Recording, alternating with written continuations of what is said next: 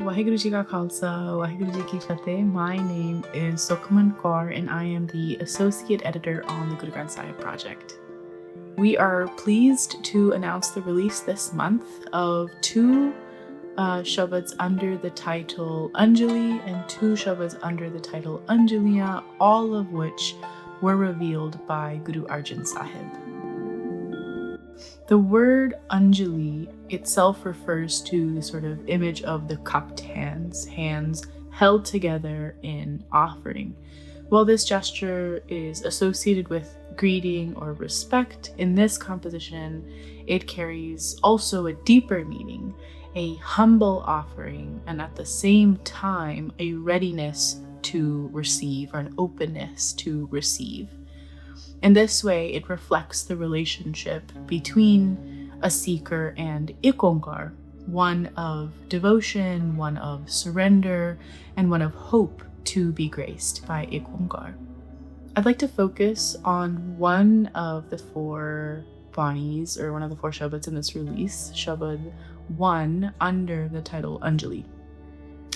This particular composition was revealed in Rag Maru, a musical mode associated with sort of the imagery of battle and warfare. And then this particular composition calls forth this sense of victory, not one over others, but within ourselves, or over the kind of like lowercase self, if we can think about it in that way. Maru, or the Rag Maru, connects us to this energy, to this effort required to kind of come up against or confront or overcome these inner battles we face, our battles against our egos, our vices, and the habits that we often accumulate in our perceived separation from IkOankar. There's a particularly powerful movement within this Shabad, and it's when Guru Arjan Sahib takes us back to the very beginning of our lives, our time in the womb. Our team translates this as, where the fire burns like a furnace, there, in pitch darkness, the being is lying upside down. Where that being remembers the master, breath by breath, there, the master has rescued it. This imagery feels particularly striking to me at this moment of time. The womb is described as a furnace, intensely hot, disorienting, and completely dark. So if I can kind of relate to it for a minute, I'm thinking of it sort of as like a kiln, something that like takes sort of like raw or like unbaked matter and applies like this like really kind of like extreme amount of heat and pressure and takes this like raw material and forms it into this like more complete final creation.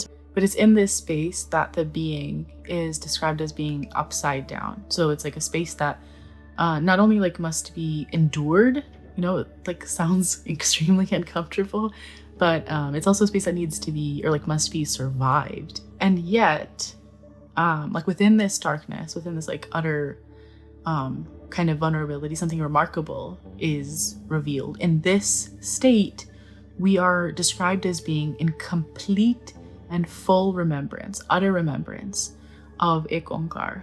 And it's through this remembrance that we even survive the womb. What is so humbling about this in particular, this like sort of like sense of like total darkness that's being described, this incredible vulnerability, this incredible fragility that we experience is like in that state is when we're in complete and utter remembrance of IkOankar. So the womb is a space, we so many things must align for survival, for a baby to like emerge and to be born, most of which we like do not perceive, a lot of which unfortunately we don't even really like necessarily fully understand yet. And oftentimes the womb can be described as like a sort of threshold between life and death. So it's this very kind of highly complex, really fragile state, really incredibly vulnerable state we are in. And there is no certainty, like not that there is a lot anyways, but particularly in the womb, it's described as such. And in the womb, there is no distraction, there's no identity. And sort of most key is there's no sense of like self as separate. We're simply held in connection. And this reminds me, I have a nephew who's not even a full year yet. He's like 6 or 7 months. And when he was first born, like, he couldn't distinguish. He just didn't have a sense of, like, he couldn't distinguish between like himself and his mom, let alone like other people. It was all just like kind of, he just didn't have that. It just wasn't in his consciousness. He just didn't think about those things. And now that he's a little bit older, we've seen that he can like kind of distinguish between people, and he like has a sense of like, okay, this is this person, and this is this person, and this is me, you know. And he's developing all these feelings. Like, for the first time, 6 months, we saw him get mad, and we were like shocked, because for so long, you know, he had come out and he was born, and he didn't have no sense of anger or jealousy or other. It just simply did not exist for him. It just wasn't there. It's because when we are in the womb, when we're kind of like before we're born, we are sustained entirely by the one, at the will of the one, or rather even by the grace of the one. But then the moment we enter the world, everything shifts. We begin to forget this connection, forget, you know, to be in remembrance.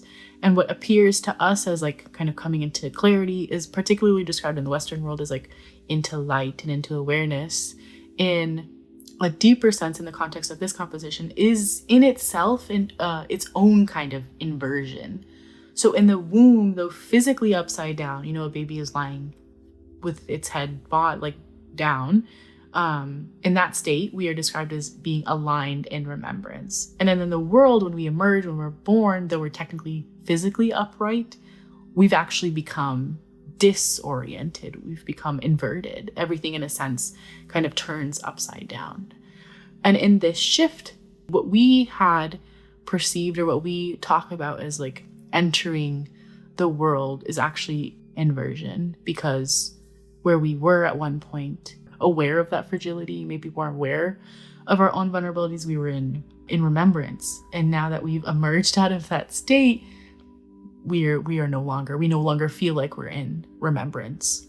So that awareness that was once anchored in the one becomes attached to the world. Our sense of identity begins to form around what we see, around what we feel, around what we experience, sometimes what we don't even experience, around our relationships, our preferences, our achievements. And you'll see many of those sorts of imagery and that kind of language used in actually all 4 of these compositions of Guru Arjan Sahib's under Anjuli and Anjulia. But here, slowly, we sort of believe, or we come to believe, that these things are who we are.